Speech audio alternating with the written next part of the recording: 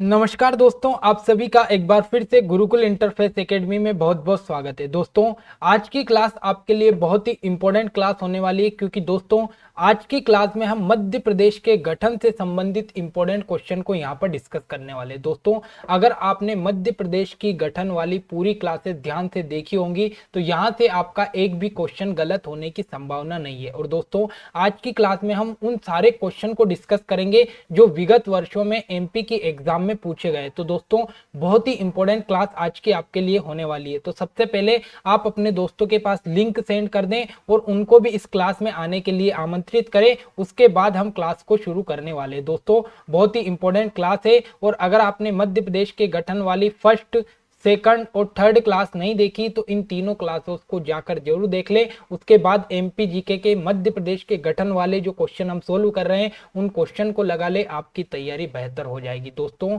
मैं जितनी भी क्लासेस आपके सामने लेकर आ रहा हूं, बड़ी बेहतरीन कंटेंट वाली क्लास आपके सामने लेकर आ रहा हूं, तो इन सारी क्लासों को जरूर देखें। ठीक है, तो दोस्तों बिना किसी देरी के हम क्लास को शुरू करते हैं। और दोस्तों, आज की क्लास में जो क्वेश्चन है वो ज्यादा क्वेश्चन है, इसलिए हम थोड़ा सा स्पीडली चलेंगे। और जहां पर आपको लगे कि जो पॉइंट हमने मिस कर दिया, जो हमने पिछली क्लासों में नहीं पढ़े, और वो अगर आपके क्वेश्चन आता है तो वहां से आप साथ में उस पॉइंट को नोट करते चले, ताकि आपका यहां से एक भी पॉइंट मिस होने की संभावना नहीं है। तो यहां से आपके जो इंपॉर्टेंट क्वेश्चन है वो सारे क्वेश्चन यहां पर हम सोल्व कर लेंगे। तो बिना किसी देरी के हम क्लास को शुरू करते हैं। तो सबसे पहला क्वेश्चन आपके सामने आता है और मोस्ट इंपोर्टेंट क्वेश्चन है कि ब्रिटिश शासन के दौरान अंग्रेजों द्वारा नागपुर को कब अधीन कर लिया गया। ठीक है, मोस्ट इंपोर्टेंट क्वेश्चन है कि ब्रिटिश शासन जब था तो उस दौरान अंग्रेजों ने नागपुर को कब अपने अधीन कर लिया या कब नागपुर पर कब्जा कर लिया। मोस्ट इंपोर्टेंट क्वेश्चन यहां से बन जाता है। ठीक है, इंपोर्टेंट क्वेश्चन है। दोस्तों, मैं यहां पर जितना जल्दी हो सकता है उतना जल्दी थोड़ा सा स्पीडली चलूंगा, क्योंकि क्वेश्चन बहुत ज्यादा है और अगर हम स्लो स्लो चलेंगे तो क्वेश्चन बहुत ज्यादा है तो टाइम बहुत ज्यादा हो जाएगा। तो इस क्वेश्चन का जो सही आंसर निकल कर आता है वो आता है आपका ऑप्शन नंबर ए। यानी कि अगर हम देखें तो अंग्रेजों ने 11 दिसंबर 1953 को, कब, 11 दिसंबर 1953 को नागपुर पर अपना कब्जा जमा लिया था। तो ठीक है, तो आपको इतना याद रखना है कि ब्रिटिश शासन के दौरान नागपुर पर अपना कब्जा 11 दिसंबर 1853 को यहां पर अंग्रेजों ने जमा लिया था। ठीक है, तो आगे बढ़ते हैं। अगला क्वेश्चन आपके सामने कि ब्रिटिश सरकार द्वारा सेंट्रल प्रोविंस का गठन कब किया गया। मोस्ट इंपोर्टेंट क्वेश्चन है और मैंने आपको यहां पर पॉइंट करके लिखवाया भी था कि आपका जो सेंट्रल प्रोविंस है उसका गठन कब किया गया। तो आप जितना जल्दी हो सके जैसे ही क्वेश्चन पढ़ते हो उसके ऑप्शन भी साथ में पढ़ ले। और एक बात ध्यान रखना, क्वेश्चन पढ़ना है ध्यान से और उसके बाद चारों ऑप्शन को भी आपको ध्यान से पढ़ना है और उसके बाद कमेंट में अपना आंसर देते जाना है। ठीक है, तो मोस्ट इंपोर्टेंट क्वेश्चन आपके सामने। तो दोस्तों, इस क्वेश्चन का जो सही आंसर निकल कर आता है वो आता है आपका ऑप्शन नंबर डी, यानी 2 नवंबर 1861 को आपका जो सेंट्रल प्रोविंस है यानी जिसे हम सीपी बोलते हैं, तो इसका जो गठन किया गया है वो कब किया गया था। तो 2 नवंबर 1861 को सेंट्रल प्रोविंस का गठन किया गया था और ये पॉइंट मैंने आपको नोट करवाया था। ठीक है, आगे बढ़ते हैं। अगला क्वेश्चन आपके सामने, तो अगला क्वेश्चन है कि निम्न में से 24 अक्टूबर 1936 को किसका गठन किया गया। मोस्ट इंपोर्टेंट है कि 24 अक्टूबर 1936 को किसका गठन किया गया था। मोस्ट इंपोर्टेंट क्वेश्चन यहां से आपके लिए बन जाता है। चार ऑप्शन आपके सामने दिखाई दे रहे हैं, चारों ऑप्शन को आपको ध्यान से पढ़ना है और उसके बाद में मैं आपको यहां से जो है आंसर दिखाऊंगा। ठीक है दोस्तों, पहले अपने माइंड में क्वेश्चन का आंसर सेट कर ले ताकि आपको पता चले कि यहां पर आपके कितने आंसर सही है कितने आंसर गलत है। इस प्रकार से आप अपना खुद का मेजरमेंट कर सकते हो। ठीक है, तो दोस्तों पहले अपने माइंड में एक बार आंसर सेट कर ले। तो दोस्तों, इस क्वेश्चन का जो सही आंसर है वो आता है आपका ऑप्शन नंबर बी, जो बरार प्रांत है। बरार प्रांत का गठन कब किया गया था, तो 24 अक्टूबर 1936 को किया गया था।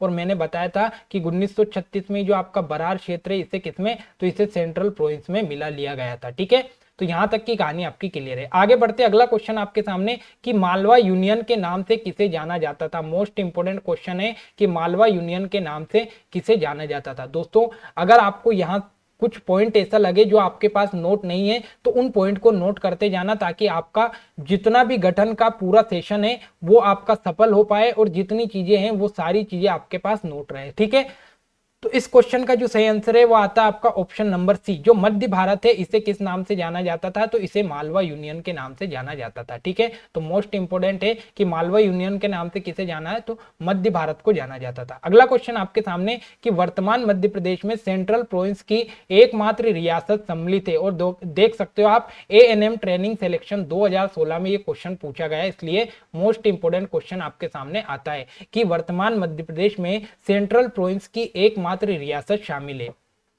चार ऑप्शन आपके सामने दिए हुए हैं, चार ऑप्शन आपको ध्यान से पढ़ना है।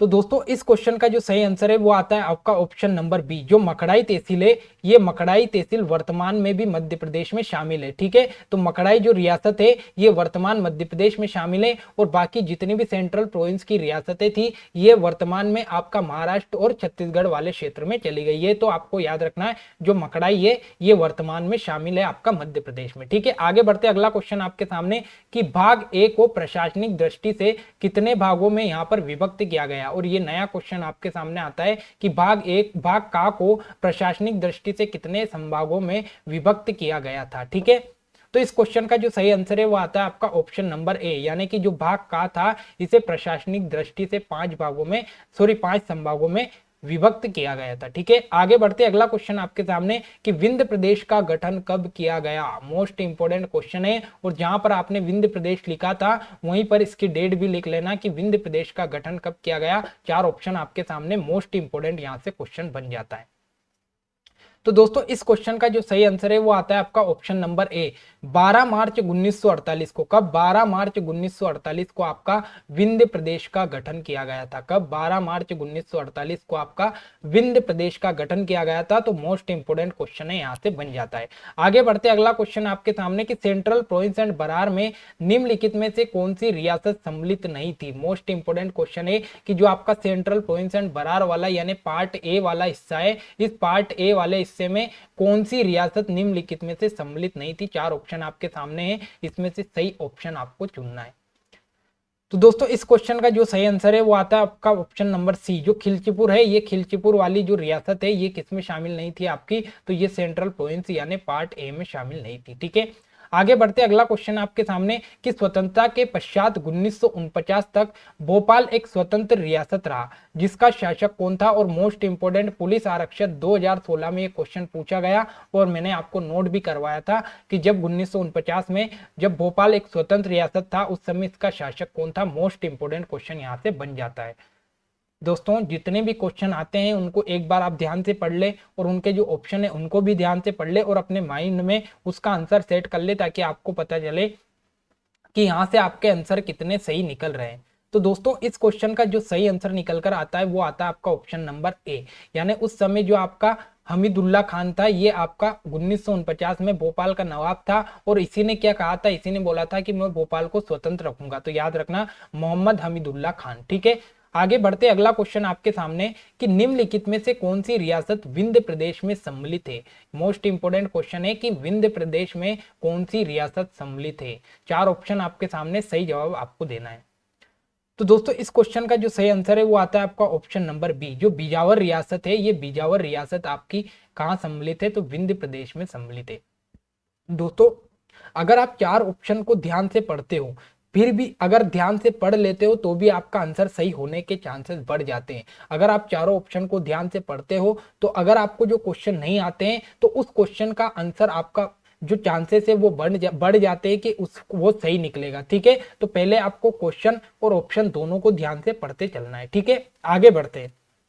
अगला क्वेश्चन आपके सामने कि सिंहदेव कमेटी द्वारा गठित जिलों में से कितने जिले वर्तमान मध्य प्रदेश में सम्मिलित है। और मैंने ये आपको बहुत ही अच्छे से पढ़ाया था कि कितने जिले छत्तीसगढ़ में चले गए और कितने जिले वर्तमान मध्य प्रदेश में। मोस्ट इंपोर्टेंट क्वेश्चन है यहाँ से आपके लिए। तो दोस्तों इस क्वेश्चन का जो सही आंसर है वो आता है आपका ऑप्शन नंबर ए। याद रखना सिंहदेव कमेटी ने कितने जिले बनाए थे, तो 6 जिले सिंहदेव कमेटी ने बनाए, और 6 जिले में से 3 जिले आपके मध्य प्रदेश में शामिल है और 3 जिले छत्तीसगढ़ में चले गए। तो ये भी मैंने आपको बताया था, तो इतना आपको याद रखना है। ठीक है, आगे बढ़ते अगला क्वेश्चन आपके सामने आता है कि मुगल बादशाह शाहजहां द्वारा किस नगर को बसाया गया था। नया क्वेश्चन आपके सामने जो अभी तक हमने पढ़ा नहीं, लेकिन आप इसे कहीं पर साइड में नोट कर लेना। ठीक है, तो मुगल बादशाह शाहजहां द्वारा किस नगर को बसाया गया था, यह आपसे क्वेश्चन पूछा है। तो दोस्तों इस क्वेश्चन का जो सही आंसर निकल कर आता है वो आता है आपका ऑप्शन नंबर डी, जो शाहजहांपुर है आपका। इस शाहजहांपुर को किसने बसाया, तो मुगल बादशाह शाहजहां के द्वारा इस शाहजहांपुर को बसाया गया। और नाम से आपको समझ में आ रहा है कि शाहजहां यानी शाहजहां, ठीक है। तो इस प्रकार से आप याद रख सकते हो कि शाहजहां ने शाहजहांपुर को बसाया था, ठीक है। आगे बढ़ते हैं, अगला क्वेश्चन आपके सामने कि अविभाजित मध्य प्रदेश का गठन कब हुआ। अविभाजित मध्य प्रदेश का गठन कब हुआ, मोस्ट इंपोर्टेंट क्वेश्चन यहां से आपके लिए बन जाता है और काफी इजी क्वेश्चन आपके सामने ये आया है। तो दोस्तों इस क्वेश्चन का जो सही आंसर है वो आता है आपका ऑप्शन नंबर सी, यानी 1956 को आपका मध्य प्रदेश का गठन होता है और यही आपका अविभाजित मध्य प्रदेश था जब मध्य प्रदेश का गठन हुआ था, ठीक है। तो इतना आपको याद रखना है। आगे बढ़ते अगला क्वेश्चन आपके सामने कि निम्नलिखित में से किस जिले का गठन 1998 में हुआ। मोस्ट इंपोर्टेंट याद रखना है कि 1998 में निम्नलिखित में से कौन से जिले का गठन हुआ। क्वेश्चन के जो भी ऑप्शन है उनको ध्यान से पढ़ना ताकि आपके चांसेस बढ़ जाए कि क्वेश्चन आपका सही हो। तो दोस्तों चार ऑप्शन में से इसका जो सही आंसर है वो आपका याद रखना है। उपयुक्त जितने भी जिले दे रखे हैं, डिंडोरी, हरदा और बड़वानी, इन सारे जिलों का गठन कब हुआ, तो 1998 में हुआ। और अगर आपसे पूछे कि 1998 में टोटल कितने जिले बनाए गए, तो याद रखना 1998 में टोटल 16 जिले यहाँ पर बनाए गए।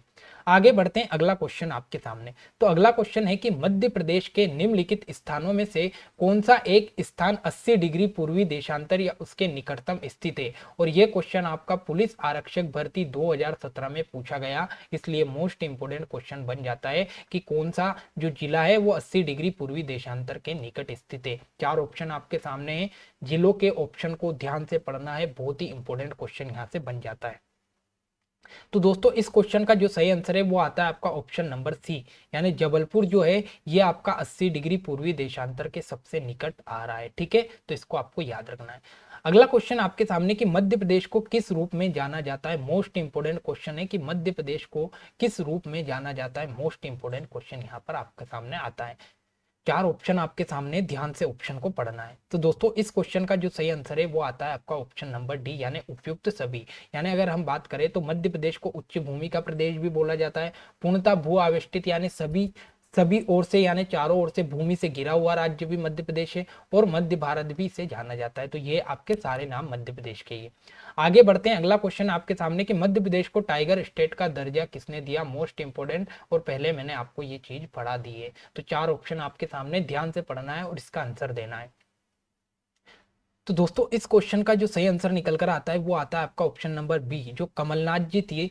कमलनाथ की सरकार में क्या हुआ था कि टाइगर की गणना हुई थी, और उसी समय मध्य प्रदेश में टाइगर सबसे ज्यादा निकले थे, इसीलिए इन्होंने मध्य प्रदेश को टाइगर स्टेट का दर्जा दिया। तो याद रखना कमलनाथ जी इनका सही आंसर है। अगला क्वेश्चन आपके सामने कि राज्य पुनर्गठन आयोग 1953 में किस आधार पर राज्यों की अनुशंसा की। और ये क्वेश्चन आपका जेल प्रेरी 2017 में पूछा गया मोस्ट इंपोर्टेंट क्वेश्चन है। तो चार ऑप्शन आपके सामने, मोस्ट इंपोर्टेंट क्वेश्चन आपके सामने। दोस्तों इस क्वेश्चन का जो सही आंसर है वो आता है आपका ऑप्शन नंबर है, भाषाई आधार पर राज्यों के गठन की अनुशंसा की थी यहाँ पर राज्य पुनर्गठन आयोग ने। तो ये भी आपको याद रखना है, और मैंने ये सारी चीजें आपको डिटेल के साथ पढ़ाई।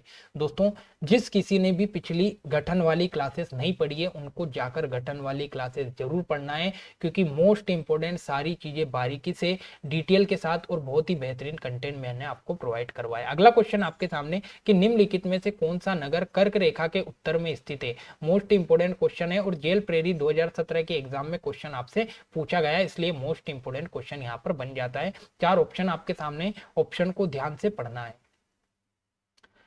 ठीक है। तो दोस्तों इस क्वेश्चन का जो सही आंसर निकल कर आता है वो आता है आपका ऑप्शन नंबर ए, जो रीवा है आपका, ये रीवा आपका कर्क रेखा के उत्तर में आता है। बाकी जो अगर रतलाम की बात करें तो ये मध्य में आता है, भोपाल की बात करें तो ये दक्षिण में आता है, और इंदौर भी दक्षिण में आता है। तो रीवा आपका कर्क रेखा के उत्तर में आता है, ठीक है। उसके बाद अगला क्वेश्चन आपके सामने कि मध्य प्रदेश जिला पुनर्गठन आयोग से संबंधित कौन सी समिति नहीं है। आपने जब गठन पढ़ा था मध्य प्रदेश का तो उसमें हमने देखा था कि कौन कौन सी समिति आई थी जिन्होंने जिलों का गठन किया। तो यहाँ पर वही क्वेश्चन आपसे पूछा गया, और जेल प्रेरित 2017 में क्वेश्चन आपसे पूछा गया। तो सही जवाब आपको इसका देना है। तो दोस्तों इस क्वेश्चन का जो सही जवाब है वो आता है आपका ऑप्शन नंबर ए, जो श्री कृष्ण समिति है, इस श्री कृष्ण समिति का जो संबंध है ये जिला पुनर्गठन आयोग से नहीं है। बाकी अगर हम देखें तो सिंहदेव कमेटी आई थी तो इसने 6 जिले बनाया, वी.आर. दुबे समिति आई तो इसने 10 जिले बनाए। तो इस प्रकार से दोनों समितियां किससे, जिलों से संबंधित है। बाकी आपकी जो श्री कृष्ण समिति है ये जिला पुनर्गठन से संबंधित नहीं है। अगला क्वेश्चन आपके सामने, एक निम्नलिखित में से कौन सा पुनर्गठन आयोग 1953 के सदस्य नहीं थे। आपसे क्वेश्चन पूछा है कि निम्नलिखित में से जो सदस्य दिए उनमें से कौन सा एक सदस्य ऐसा है जो पुनर्गठन आयोग या फैजल अली आयोग का सदस्य नहीं था। मोस्ट इंपोर्टेंट और बड़ी बेहतरीन तरीके से मैंने आपको यहाँ पर समझाया था। तो दोस्तों इस क्वेश्चन का जो सही आंसर है वो आता है आपका option number D, Sanjay Singh ji जो थे, ये संजय सिंह जी आपके जिला पुनर्गठन आयोग के सदस्य नहीं थे। बाकी जो फैजल अली थे ये इसके अध्यक्ष थे और 2 सदस्य अन्य थे, हृदयनाथ कुंडरू और के.एन. वणिकर। तो ये तीनों लोग जिला पुनर्गठन आयोग के सदस्य थे और संजय सिंह नहीं थे। ठीक है, आगे बढ़ते अगला क्वेश्चन आपके सामने कि स्वतंत्रता प्राप्ति के पूर्व राज्य को किस नाम से पुकारा जाता था। मोस्ट इंपोर्टेंट क्वेश्चन यहाँ से बन जाता है कि स्वतंत्रता प्राप्ति के पूर्व राज्य को किस नाम से पुकारा जाता था।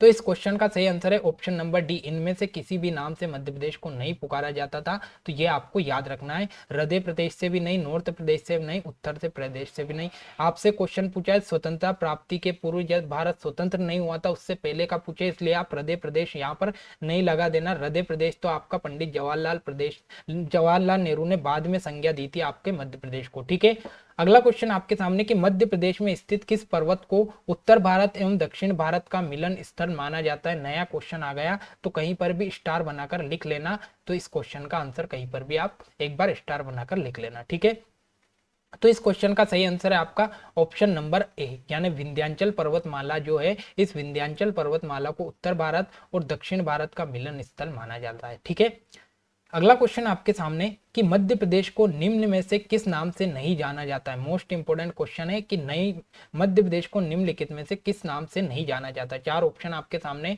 सोच समझकर यहां से आंसर आपको देना है।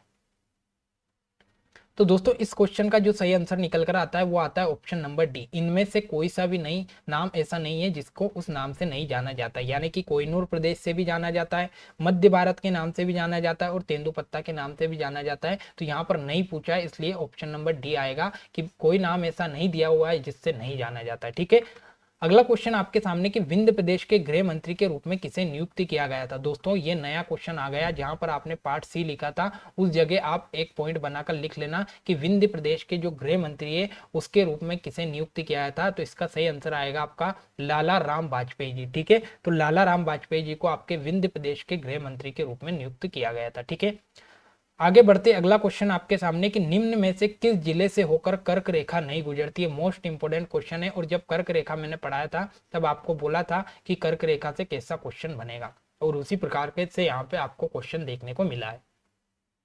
तो इस क्वेश्चन का जो सही आंसर है वो आता है आपका ऑप्शन नंबर डी, जो नरसिंहपुर जिला है इससे आपका कर्क रेखा नहीं गुजरती है। कौन से जिलों से, नरसिंहपुर जिले से कर्क रेखा नहीं गुजरती है। आपसे पूछे मध्य प्रदेश के कितने जिलों से कर्क रेखा गुजरती है, तो 14 जिलों से होकर गुजरती है और नरसिंहपुर से नहीं गुजरती है। ठीक है, बाकी उज्जैन, सागर और रतलाम से गुजरती है।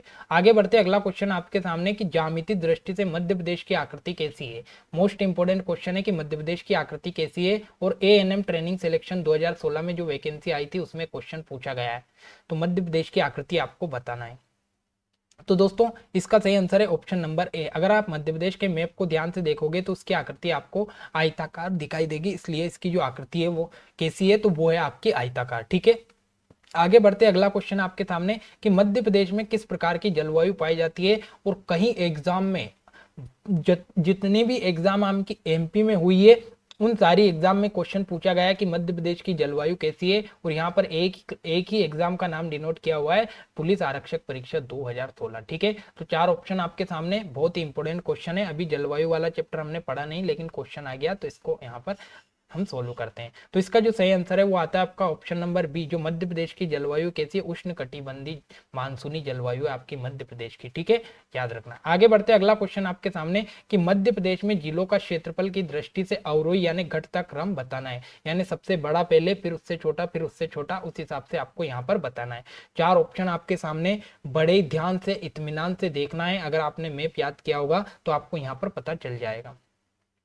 ठीक है, तो इस क्वेश्चन का जो सही आंसर आता है वो आता है आपका ऑप्शन नंबर सी। देखो सबसे बड़ा जिला आपका मध्य प्रदेश का छिंदवाड़ा, छिंदवाड़ा के बाद नंबर आता है सागर का, सागर के बाद नंबर आता है शिवपुरी का, और शिवपुरी के बाद बैतूल का। तो पहले नंबर पर छिंदवाड़ा, दूसरे पे सागर, तीसरे पे शिवपुरी और चौथे पे बैतूल। इसे आप कहीं पर भी पॉइंट बनाकर लिख लेना, ये आपका सही क्रम है। तो आपको पता चलेगा कि सबसे बड़ा फिर उससे छोटा फिर उससे छोटा कौन सा है। तो इसका सही आंसर है ऑप्शन नंबर सी। ठीक है, आगे बढ़ते अगला क्वेश्चन आपके सामने कि निम्नलिखित में से सही विकल्प को चुनिए।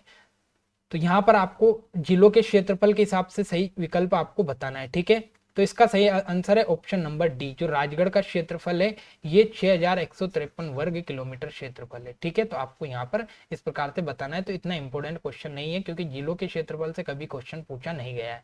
आगे बढ़ते अगला क्वेश्चन आपके सामने, और मैंने बोला था आपसे उसी प्रकार का यहाँ पर क्वेश्चन बन गया कि निम्नलिखित में से बेमेल को चुनिए। यानी एक तरफ संभाग दिए और एक तरफ उनका मुख्यालय दिया हुआ है, तो आपको यहाँ पर बेमेल को चुनना है। तो सबसे पहले आप देखो रीवा संभाग का मुख्यालय रीवा में, मैंने बताया था सही है। चंबल संभाग का मुख्यालय श्योपुर है, तो ये गलत है। मैंने बताया था चंबल संभाग का मुख्यालय मुरैना में है, मुरैना में है। तो आपका गलत कौन सा है, चंबल संभाग गलत है। वहीं नर्मदापुरम होशंगाबाद सही है। शेहडोल, तो शेहडोल का शेहडोल में, तो मैंने आपको बताया था कि चंबल संभाग का मुख्यालय मुरैना में और नर्मदापुरम संभाग का मुख्यालय होशंगाबाद में। तो इस क्वेश्चन का सही आंसर आपका ऑप्शन नंबर बी। ठीक है, अगला क्वेश्चन आपके सामने कि क्षेत्रफल की दृष्टि से सबसे छोटा संभाग कौन सा है। मोस्ट इंपोर्टेंट क्वेश्चन है कि क्षेत्रफल की दृष्टि से सबसे छोटा संभाग कौन सा है। अब जो ऑप्शन आपको दिए हैं उस हिसाब से आपको बताना है, ऑप्शन के हिसाब से इसका आंसर देना है। तो निम्नलिखित में से क्षेत्रफल की दृष्टि से सबसे छोटा संभाग कौन सा है। तो इस क्वेश्चन का जो सही आंसर है वो आता है आपका ऑप्शन नंबर डी।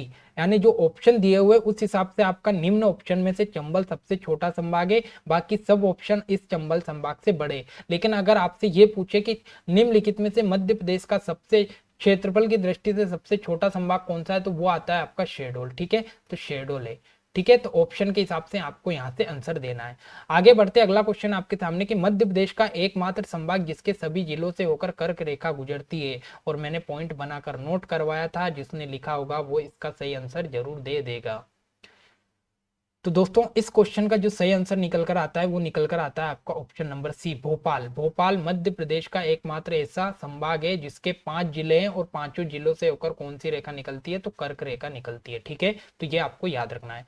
अगले आगे बढ़ते अगला क्वेश्चन आपके सामने कि 15 अगस्त 2003 को किस समिति की सिफारिश पर 3 नए जिले बनाए गए थे। मोस्ट इंपोर्टेंट, और पुलिस आरक्षक 2016 की एग्जाम में क्वेश्चन पूछे गए। कब बनाए गए, 15 अगस्त 2003 को बनाए गए। किस समिति की सिफारिश पर बनाए गए थे, तो मैंने आपको एक ट्राइंगल बताया था, और वो ट्राइंगल किस समिति के द्वारा बना था, तो याद रखना बोस समिति आई थी। बोस समिति ने 2003 में 3 जिले बनाए थे, और 3 जिलों का ट्राइंगल आपको याद होगा। ठीक है, आगे बढ़ते अगला क्वेश्चन आपके सामने कि अविभाजित मध्य प्रदेश का क्षेत्रफल क्या है। मोस्ट इंपोर्टेंट क्वेश्चन, और कहीं एग्जाम में क्वेश्चन पूछा गया है कि अविभाजित मध्य प्रदेश का क्षेत्रफल क्या है, ये आपको बताना है। तो दोस्तों इस क्वेश्चन का जो सही आंसर है वो आता है आपका ऑप्शन नंबर ए, 44 3 44 6 मैंने आपको याद करवाया था। तो ये आपका मध्य प्रदेश का जो अविभाजित मध्य प्रदेश से छत्तीसगढ़ अलग नहीं हुआ था, तो उस समय का ये आपका क्षेत्रफल था। ठीक है, आगे बढ़ते अगला क्वेश्चन आपके सामने कि भोपाल को भारत संघ में कब शामिल किया गया। मोस्ट इंपोर्टेंट, और मैंने आपको ये भी लिखवाया था पॉइंट नोट करवा के कि भोपाल को भारत संघ में कब शामिल कर लिया था। जब हमीदुल्ला खान मना कर रहा था शामिल होने को, लेकिन फिर प्रजामंडल आंदोलन हुआ था और भोपाल को शामिल कर लिया था। तो ये मैंने बड़ी बेहतरीन तरीके से आपको बताया था। तो इस क्वेश्चन का जो सही आंसर है वो आता है आपका ऑप्शन नंबर ए, 1 जून 1949 को आपका जो भोपाल है इसे भारत संघ में शामिल कर लिया गया था, और ये पटवारी 2017 के एग्जाम में क्वेश्चन पूछा गया है। आगे बढ़ते अगला क्वेश्चन आपके सामने कि मध्य प्रदेश में जिलों का क्षेत्रफल की दृष्टि से आरोही यानी अब घटता क्रम आपसे पूछा है कि सबसे छोटा फिर उससे छोटा फिर उससे छोटा आपको जिला यहाँ पर बताना है।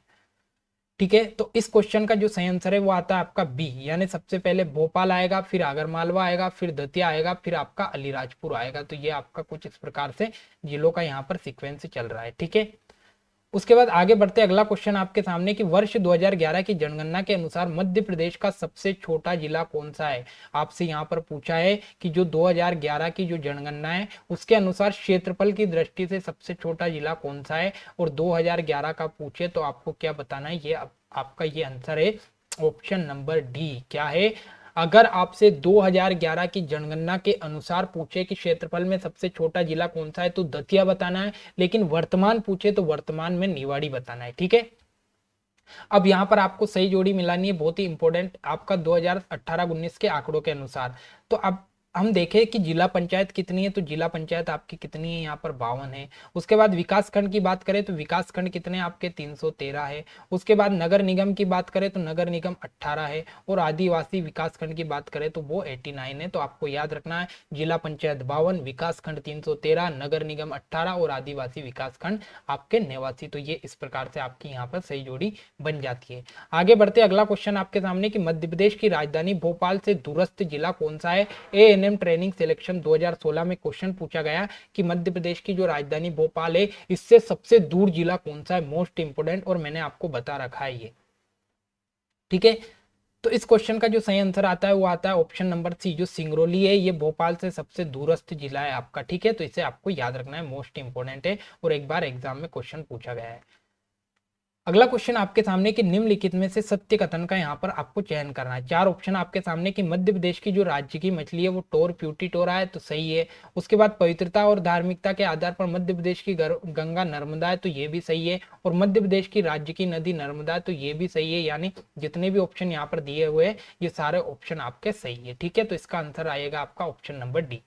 आगे बढ़ते, अगला क्वेश्चन आपके सामने कि मध्य प्रदेश के राज्य की गान मेरा मध्य प्रदेश के लेखक कौन है। पुलिस आरक्षक परीक्षा 2017 में क्वेश्चन पूछा गया है और मोस्ट इंपोर्टेंट क्वेश्चन है।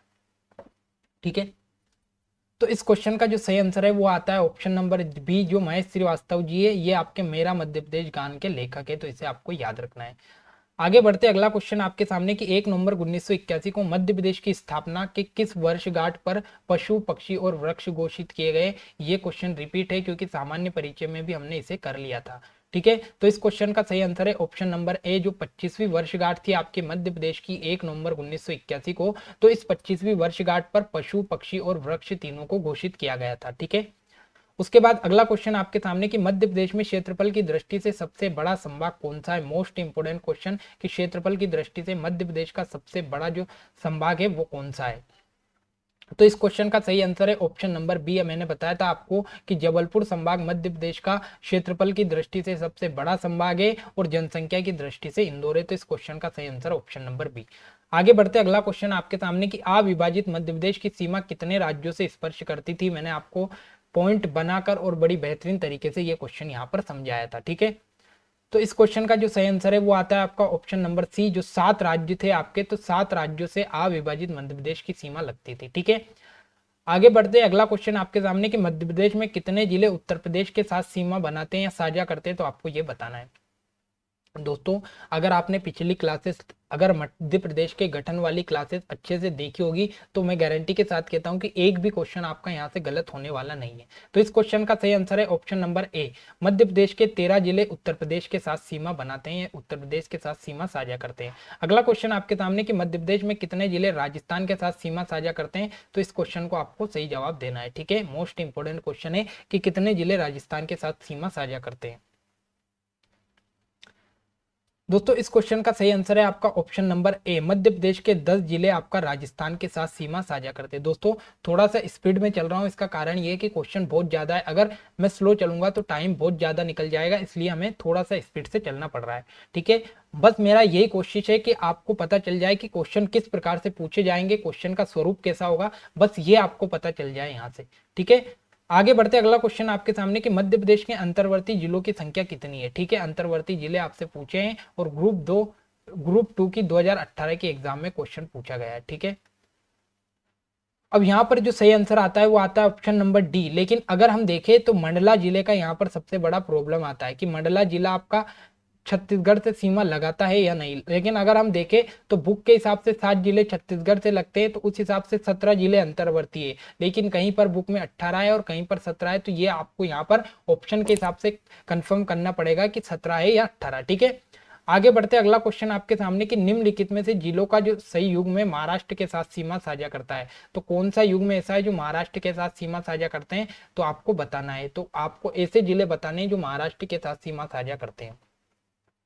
दोस्तों बहुत ही इंपॉर्टेंट क्वेश्चन आपके लिए लेकर आया हूं ताकि आपकी तैयारी बेहतरीन हो पाए। तो दोस्तों इस क्वेश्चन का जो सही आंसर है वो आता है आपका ऑप्शन नंबर ए। सबसे पहले हम देखें तो बालाघाट भी लगता है, बुरहानपुर भी लगता है, बड़वानी भी लगता है, अलीराजपुर भी लगता है। तो ये सारे जिले किससे, महाराष्ट्र से लगते हैं। अगर इसमें देखें सेकंड वाले में तो डिंडोरी नहीं लगता है। अगर इसमें देखें तो इसमें आपका कौन सा नहीं लगता है, झाबुआ नहीं लगता है। इसमें देखें तो ये आपका ऑप्शन नहीं गलत। ठीक है, तो आपको याद रखना है इसका सही आंसर है ऑप्शन नंबर ए।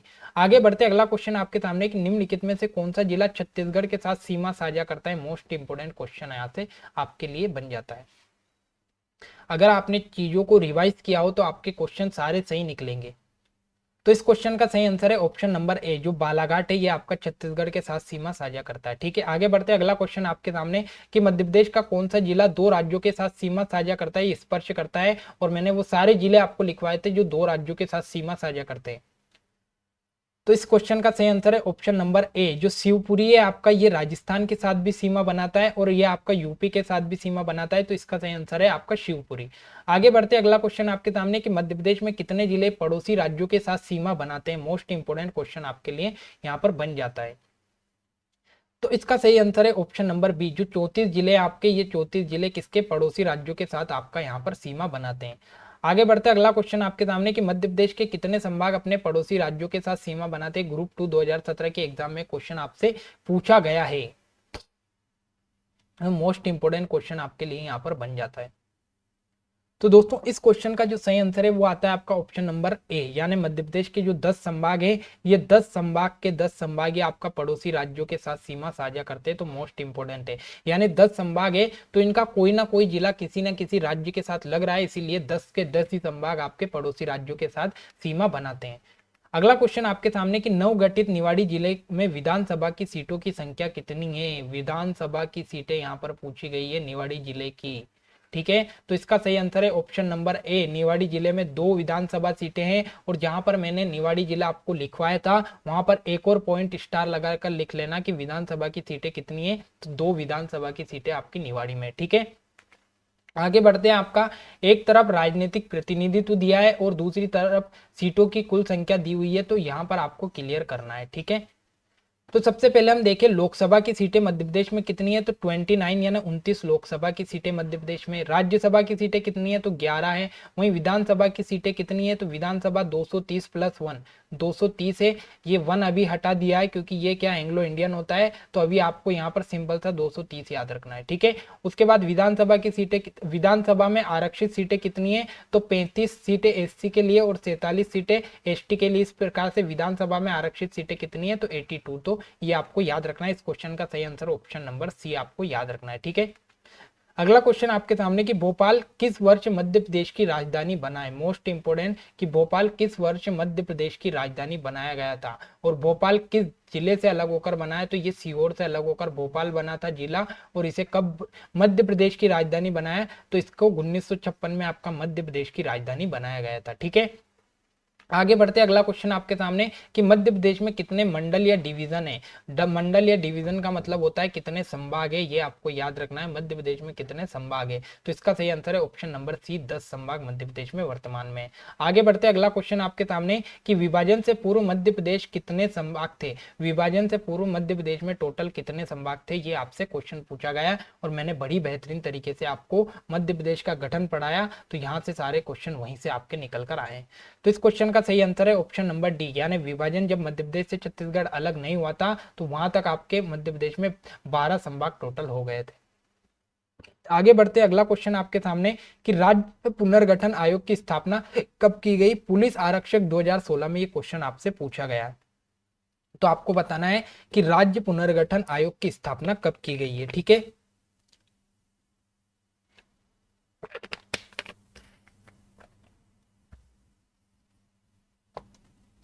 तो दोस्तों इस क्वेश्चन का जो सही आंसर निकल कर आता है वो आता है आपका option number A. Option number A, यानी 29 दिसंबर 1953 को आपका राज्य पुनर्गठन आयोग की यहाँ पर स्थापना की गई थी। और राज्य पुनर्गठन आयोग ने 14 राज्य और 6 केंद्र शासित आपका भारत में बनाए थे। ठीक है, तो आई होप कि यहाँ तक की कहानी आपकी क्लियर हो गई। अगला क्वेश्चन आपके सामने कि विंध्य प्रदेश की राजधानी कहाँ थी। विंध्य प्रदेश की राजधानी कहाँ थी, मोस्ट इंपोर्टेंट है और मैंने आपको अच्छे से बताया था। दोस्तों इस क्वेश्चन का जो सही आंसर है वो आता है आपका ऑप्शन नंबर सी, जो विंध्य प्रदेश है इसकी राजधानी कहाँ थी, तो इसकी राजधानी थी आपकी रीवा में। ठीक है, इसे भी आपको याद रखना है। अगला क्वेश्चन आपके सामने, तो एक तरफ आपको राज्य दिया है और दूसरी तरफ आपको मुख्यमंत्री दिया है, इनका मिलान करना है। तो सबसे पहले ऑप्शन दिया है ऊपर भोपाल, तो भोपाल के जो प्रमुख या मुख्यमंत्री बनाए थे वो बनाए थे आपके शंकर दयाल शर्मा। ठीक है, तो ये भी आपको याद रखना है कि भोपाल के जो प्रथम या भोपाल के मुख्यमंत्री किसे या प्रमुख किसे बनाया, तो शंकर दयाल शर्मा को। वहीं मध्य भारत के प्रमुख किसे बनाया गया, तो मध्य भारत के प्रमुख आपके कौन बनाए गए, तो लीलाधर जोशी आपके मध्य भारत के प्रमुख बनाए गए थे। वहीं विंध्य प्रदेश के तो शंभुनाथ शुक्ल विंध्य प्रदेश के प्रमुख बने और मध्य प्रदेश के बने रविशंकर शुक्ल। तो ये आपकी सही जोड़ी है। इस क्वेश्चन का सही आंसर है आपका ऑप्शन नंबर ए। ठीक है, तो सीधा सिंपल आपको इतना याद रखना है कि भोपाल के प्रमुख शंकर दयाल शर्मा, मध्य भारत के लीलाधर जोशी, उसके बाद विंध्य प्रदेश के शंभुनाथ शुक्ल और मध्य प्रदेश के आपके रविशंकर शुक्ल। ठीक है, अगला क्वेश्चन आपके सामने, तो एक तरफ आपको राज्य दिए और दूसरी तरफ राजधानी से मिलाना है। तो सबसे पहले भोपाल की बात करें तो भोपाल की राजधानी भोपाल थी। मध्य भारत की राजधानी क्या थी, तो मध्य भारत की राजधानी 6 महीने आपकी इंदौर थी और 6 महीने ग्वालियर थी। विंध्य प्रदेश की राजधानी रीवा थी। उसके बाद में मध्य प्रदेश की पूर्व राजधानी कहाँ थी, तो ये थी आपकी नागपुर में। तो ये आपकी इस प्रकार से इनको यहाँ पर सुमेलित करना था। ठीक है, आगे बढ़ते अगला क्वेश्चन आपके सामने कि भोपाल की स्थापना 1723 या 24 ईस्वी में किसने की। आपसे क्वेश्चन पूछा है कि भोपाल की जो स्थापना ये किसके द्वारा की गई है, और ये इतिहास का क्वेश्चन यहाँ से बन सकता है।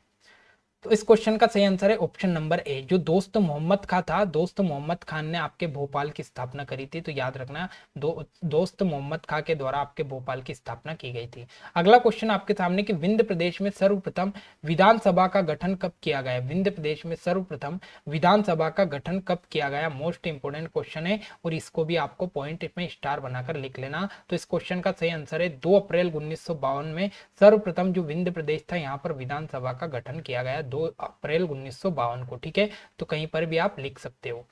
अगला क्वेश्चन आपके सामने, एक तरफ आपको विंध्य प्रदेश के मंत्री दिए हुए और दूसरी तरफ उनके विभाग की सूची दी गई और इनको आपको यहाँ पर सुमेलित करना है। तो सबसे पहले हम देखेंगे लाला राम वाजपेयी। तो लाला राम वाजपेयी का अगर हम देखें तो इन्हें बनाया गया था आपका गृह मंत्री। ठीक है, गृह मंत्री। उसके बाद आता है आपका कौन सा, महेंद्र कुमार जी। तो महेंद्र कुमार जी को बनाया गया था आपका शिक्षा मंत्री। वहीं आता है आपका बहादुर सिंह, तो इनको बनाया गया था उद्योग मंत्री। और गोपाल शरण सिंह, तो इनको बनाया गया था शिक्षा मंत्री। तो इसका आप स्क्रीनशॉट ले लो और कहीं पर भी इसको लिख लेना। ठीक है, तो आगे बढ़ते अगला क्वेश्चन आपके सामने आता है कि 1950 में विंध्य प्रदेश की कुल रियासतों की संख्या कितनी थी। 1950 में विंध्य प्रदेश में टोटल कितनी रियासतें शामिल की गई थी। पुलिस आरक्षक 2016 के एग्जाम में क्वेश्चन आपसे पूछा गया है। तो इस क्वेश्चन का सही आंसर है ऑप्शन नंबर ए। मैंने बताया था आपको कि टोटल 38 रियासतें किसमें शामिल थी, पार्ट सी में। किसमें, पार्ट सी में। और पार्ट सी को ही अपन ने क्या बोला था, विंध्य प्रदेश बोला था। ठीक है, अगला क्वेश्चन आपके सामने कि विंध्य प्रदेश को पार्ट सी में कब शामिल किया गया था। मोस्ट इंपोर्टेंट है कि विंध्य प्रदेश को पार्ट सी में कब शामिल किया गया था, मोस्ट इंपोर्टेंट। याद रखना, विंध्य प्रदेश पहले अलग क्षेत्र था, इसके राजा अलग थे, लेकिन बाद में इन्हें पार्ट सी में शामिल कर लिया था। तो पार्ट सी में कब शामिल किया, तो इसे ये आपको बताना है। तो इस क्वेश्चन का सही आंसर है ऑप्शन नंबर बी, 1 जनवरी 1950 को आपका जो विंध्य प्रदेश है इसे पार्ट सी में शामिल कर लिया गया था। ठीक है, आगे बढ़ते अगला क्वेश्चन आपके सामने कि विंध्य प्रदेश का उद्घाटन किसके द्वारा किया गया था। विंध्य प्रदेश का जो उद्घाटन है ये किसके द्वारा किया गया था, मोस्ट इंपोर्टेंट क्वेश्चन है और कहीं एग्जाम में क्वेश्चन आपसे पूछा गया है। तो इस क्वेश्चन का ऑप्शन है option number D, NV Gadgil जो है इनके द्वारा विंध्य प्रदेश का उद्घाटन किया गया था। तो ये भी आपको कहीं पर भी लिख लेना पॉइंट बना के कि एनवी गॉडगिल के द्वारा आपके विंध्य प्रदेश का उद्घाटन किया गया था। आगे बढ़ते अगला क्वेश्चन आपके सामने कि स्वतंत्रता प्राप्ति के पश्चात विंध्य प्रदेश का गठन कब किया गया। स्वतंत्रता प्राप्ति के पश्चात विंध्य प्रदेश का गठन कब किया गया, मोस्ट इंपोर्टेंट क्वेश्चन है। और इस क्वेश्चन का सही आंसर है आपका option number C, option number C 12 मार्च 1948 को। 12 मार्च 1948 को आपका स्वतंत्रता प्राप्ति के बाद विंध्य प्रदेश का गठन किया गया था। ठीक है, आगे बढ़ते अगला क्वेश्चन आपके सामने कि पार्ट ए का कुल क्षेत्रफल लगभग कितना था। मोस्ट इंपोर्टेंट क्वेश्चन है कि पार्ट ए जिसे हमने सेंट्रल प्रोविंस एंड बरार बोला, इसका क्षेत्रफल कितना था। तो इसका क्षेत्रफल था 2,42,585 वर्ग किलोमीटर। ऑप्शन नंबर ए इसका सही आंसर है, 2,42,585 वर्ग किलोमीटर ये आपका पार्ट ए का क्षेत्रफल था। तो इसे भी आपको याद रखना है। ठीक है, आगे बढ़ते अगला क्वेश्चन आपके सामने कि पार्ट ए के प्रथम राज्यपाल कौन थे, मोस्ट इंपोर्टेंट। और मैंने कई बार आपको पढ़ाया है कि पार्ट ए के राज्यपाल कौन थे। ठीक है। तो आपको आई होप कि ये क्वेश्चन सारे याद होंगे अगर आपने ध्यान से सारे गठन को पढ़ा होगा। तो इसका सही आंसर है ऑप्शन नंबर डी, जो राघवेंद्र राव साहब थे ये पार्ट ए के कौन थे, प्रमुख थे। पार्ट ए के प्रमुख थे आपके कौन, राघवेंद्र राव जी, ठीक है। अगला क्वेश्चन आपके सामने कि बस्तर सेंट्रल प्रोविंस की सबसे बड़ी रियासत थी जिसका मुख्यालय कहाँ था। तो जो बस्तर था ये किसकी, तो ये सेंट्रल प्रोविंस की सबसे बड़ी रियासत हुआ करती थी, पर इसका मुख्यालय कहाँ पर था ये आपसे पूछा है। और समग्र सामाजिक सुरक्षा विस्तार अधिकारी 2017 के एग्जाम में यह क्वेश्चन आपसे पूछा गया है। तो इसका सही आंसर है ऑप्शन नंबर सी, जो बस्तर था इसका मुख्यालय कहाँ पर था, तो याद रखना जगदलपुर में इसका क्या था, मुख्यालय था। इसका मुख्यालय कहाँ पर था, तो जगदलपुर में इसका मुख्यालय था। अगला क्वेश्चन आपके सामने कि स्वतंत्रता प्राप्ति के पश्चात मध्य भारत का गठन कब किया गया, जो जब भारत स्वतंत्र हो गया उसके बाद जो मध्य भारत है इसका गठन कब किया गया आपसे पूछा गया है। तो इसका सही आंसर है आपका ऑप्शन नंबर बी, 28 मई 1948 को आपका यहाँ पर मध्य भारत का क्या किया गया था, तो गठन किया गया था। दोस्तों आपको जितने भी पॉइंट अलग आ रहे हैं या जो हमने कवर नहीं किए तो वो यहाँ से कवर कर रहे हैं, तो आप इनको अलग से स्टार बनाकर लिखते जाए ताकि आपको सारी चीजें याद हो जाए, ठीक है। आगे बढ़ते अगला क्वेश्चन आपके सामने कि वर्ष 1956 में मध्य प्रदेश के पुनर्गठन के समय मध्य भारत के प्रथम राज्यपाल कौन थे, मोस्ट इंपोर्टेंट है। तो आपसे यहाँ पर सिंपल सा पूछा है कि मध्य भारत के राज्यपाल किसे बनाया गया था। 4 ऑप्शन आपके सामने मोस्ट इंपोर्टेंट है। दोस्तों इस क्वेश्चन का सही आंसर है ऑप्शन नंबर सी, जो तख्तमल जैन साहब थे। तो तख्तमल जैन साहब को आपका मध्य प्रदेश में मध्य भारत के प्रथम राज्यपाल बनाए गए थे, ठीक है। आगे बढ़ते अगला क्वेश्चन आपके सामने 22 मई 1948 को मध्य भारत का राज्य प्रमुख किसे नियुक्त किया गया था। मोस्ट इंपोर्टेंट क्वेश्चन कि 22 मई 1948 को मध्य भारत के राज्य प्रमुख किसे बनाए गए थे। तो सीधा सिंपल क्वेश्चन है कि मध्य भारत का प्रमुख किसे चुना गया था। तो इसका सही आंसर है option number A, Jiwaji Rao Scindia जो थे इनको मध्य भारत का प्रमुख चुना गया था, किनको, जीवाजी राव सिंधिया को, ठीक है।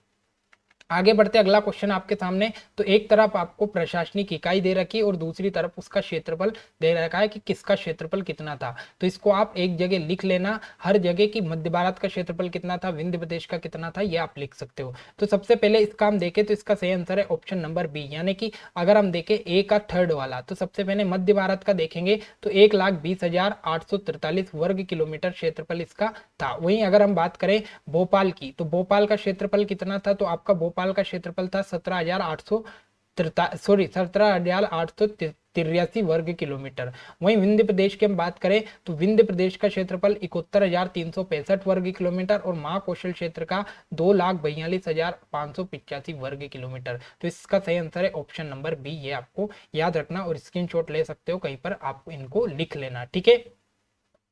आगे बढ़ते अगला क्वेश्चन आपके सामने कि मध्य प्रदेश के किस गांव को भारत के भौगोलिक केंद्र का गांव कहा जाता है। तो सीधा सिंपल आपसे क्वेश्चन पूछा है कि भारत का केंद्र बिंदु कहां पर है, मध्य प्रदेश में। तो इसका सही आंसर आपका आता है ऑप्शन नंबर एक, करौंदी। कटनी हमने पढ़ा है, करौंदी जो है ये कटनी में आता है और ये भारत का भौगोलिक केंद्र बिंदु माना जाता है, ठीक है। तो इसे आपको याद रखना है। अगला क्वेश्चन आपके सामने कि मध्य प्रदेश का केंद्र बिंदु है, मध्य प्रदेश का केंद्र बिंदु कहां पर है, ये आपसे पूछा है कि मध्य प्रदेश का केंद्र बिंदु कौन सा क्षेत्र है। मैंने आपको कल की क्लास में केंद्र बिंदु सारे पढ़ाए थे बहुत ही बेहतरीन डिटेल के साथ, ठीक है। तो इसका सही आंसर है ऑप्शन नंबर बी, जो आपका सागर जिला है ये मध्य प्रदेश का केंद्र बिंदु माना जाता है, ठीक है।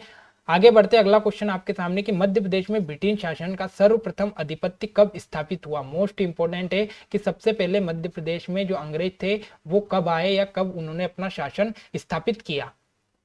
मोस्ट इंपोर्टेंट क्वेश्चन यहां पर बन जाता है। तो इसका सही आंसर है ऑप्शन नंबर ए, 11 दिसंबर 1853 को आपके अंग्रेजों का सर्वप्रथम अधिपत्य कहां पर शुरू हुआ था, मध्य प्रदेश में सर्वप्रथम अंग्रेजों ने अधिपत्य किया था 11 दिसंबर 1853 को, याद रखना मोस्ट इंपोर्टेंट है। अगला क्वेश्चन, केंद्रीय प्रांत एवं बरार प्रांत में विधानमंडल चुनाव की घोषणा किस वर्ष की गई है। मोस्ट इंपोर्टेंट क्वेश्चन है, यहाँ पर सीधा पूछा है सेंट्रल प्रोविंस एंड बरार वाला जो क्षेत्र था इसमें सबसे पहले जो विधानमंडल के चुनाव है इनकी घोषणा कब की गई थी। तो इसका सही आंसर है ऑप्शन नंबर ए, 1944 में सबसे पहले सेंट्रल प्रोविंस एंड बरार वाले क्षेत्र में विधानमंडल के चुनाव की घोषणा की गई थी, ठीक है। तो ये आज के मोस्ट इंपोर्टेंट क्वेश्चन जो थे ये आपके सामने मैं लेकर आया हूं दोस्तों। आई होप कि यहाँ तक आपको पूरी कहानी समझ में आई होगी और गठन वाला चैप्टर आपका बहुत ही बेहतरीन और बहुत ही बढ़िया और लाजवाब तरीके से हमने कंप्लीट कर लिया है। अब यहाँ से लगभग ये कह सकते हो कि एक भी क्वेश्चन बाहर जाने की संभावना नहीं रहेगी। तो 2 चैप्टर हमने बहुत ही बेहतरीन तरीके से कंप्लीट कर लिए। पहला चैप्टर था आपका मध्य प्रदेश का सामान्य परिचय, तो मध्य प्रदेश के सामान्य परिचय को हमने डिटेल के साथ पढ़ लिया, उसके क्वेश्चन भी सोल्व कर लिए। दूसरा चैप्टर हमने शुरू किया था मध्य प्रदेश का गठन, तो उसको हमने डिटेल के साथ पढ़ा, उसके सारे क्वेश्चन भी हमने सोल्व कर लिए। ठीक है, अभी क्लास समाप्त नहीं हुई है, अभी आपको रुकना है। उसके बाद में हमने पूरा गठन कंप्लीट कर लिया। अगला जो चैप्टर आपका रहेगा वो रहेगा आपका मध्य प्रदेश का भौगोलिक विभाजन, बहुत ही बेहतरीन तरीके से हमने पढ़ने वाले हैं। तो दोस्तों यहाँ तक की कहानी आई होप कि आपकी क्लियर हो गई होगी। अब आपको क्या करना है, आपके लिए एक बहुत ही बढ़िया सा होमवर्क है, तो आपको होमवर्क नोट करना है और इसके जो आंसर रहेंगे वो आपको क्या करना है, कमेंट सेक्शन में जब क्लास समाप्त हो जाए उसके बाद कमेंट सेक्शन में आपको इसके आंसर देना है। तो सबसे पहले आप साथ में क्या करें, मैं आपके सामने क्वेश्चन लेकर आया हूं, तो आप सीधा उनका स्क्रीनशॉट लेना और जैसे ही क्लास समाप्त होती है तो नंबर के साथ उनका आंसर मुझे कमेंट सेक्शन में लिखकर बताना है, तो मैं पता करता हूं कि किसके सारे आंसर यहाँ पर सही निकलते हैं। ठीक है, और बिना देखे आपको आंसर देना है। ठीक है, तो आपको टाइम दूंगा, आप स्क्रीनशॉट लेना और फिर उनके आंसर मुझे क्लास के बाद में यहाँ पर नंबर सहित लिख के बताना है। तो सबसे पहले आपका पहला 86 नंबर का क्वेश्चन है, आप स्क्रीनशॉट ले लो। 86 क्वेश्चन आपका होमवर्क वाला है, ये पूरे होमवर्क है आपका। इनका मुझे आंसर आप कहां पर दोगे, तो कमेंट सेक्शन में इनके आंसर मुझे दोगे। ठीक है, तो होमवर्क है आपके लिए, स्क्रीनशॉट लेते चले। अगला क्वेश्चन आपके सामने, ये भी होमवर्क है। सारे क्वेश्चन के स्क्रीनशॉट जरूर ले ले, फिर उसके बाद जितने भी क्वेश्चन है उनके आंसर मुझे कमेंट सेक्शन में देना है। ठीक है, उसके बाद अगला क्वेश्चन आपके सामने,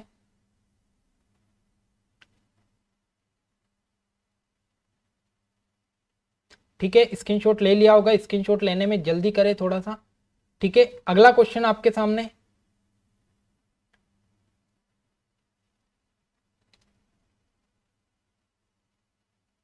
ठीक है, हो गया। अगला क्वेश्चन आपके सामने, सारे क्वेश्चन मोस्ट इंपोर्टेंट है और कमेंट सेक्शन में होमवर्क वाले क्वेश्चन के आंसर मुझे दे ही देना। ठीक है, अगला क्वेश्चन आपके सामने आता है,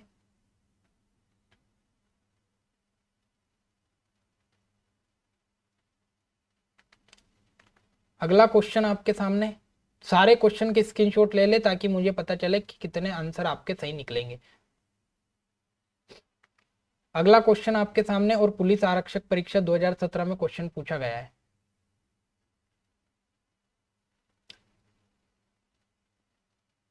उसके बाद अगला क्वेश्चन मोस्ट इंपोर्टेंट क्वेश्चन, और कहीं एग्जाम में पूछा गया है ये क्वेश्चन आपसे।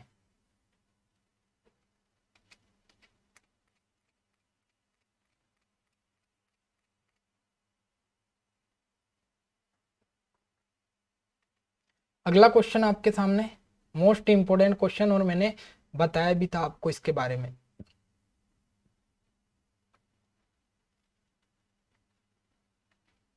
तो दोस्तों ये आपके मोस्ट इंपोर्टेंट गठन वाला चैप्टर यहाँ पर समाप्त होता है।